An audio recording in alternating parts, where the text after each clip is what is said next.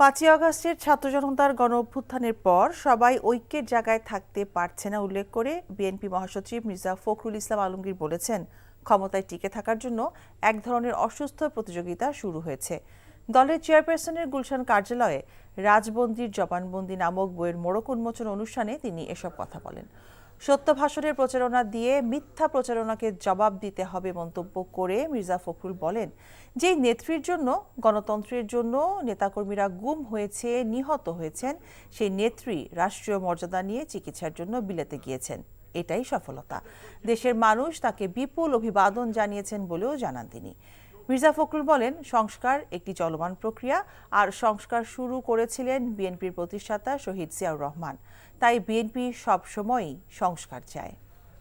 চলে যাওয়ার পর থেকে, পালানোর পর থেকে আমরা কেন জানি নিজেদেরকে আবার সেই পুরো বিশ্বাস ফিরিয়ে আনতে পারছি না, ঐক্যের জায়গাটাতে থাকতে পারছি না। কি দুর্ভাগ্য যে এখন যেটা শুরু হয়েছে এ থেকে আমি মনে করি এতটুকু সুস্থ ব্যাপার না, অসুস্থ একটা প্রতিযোগিতা শুরু হয়েছে ক্ষমতায় টিকে থাকবার জন্য।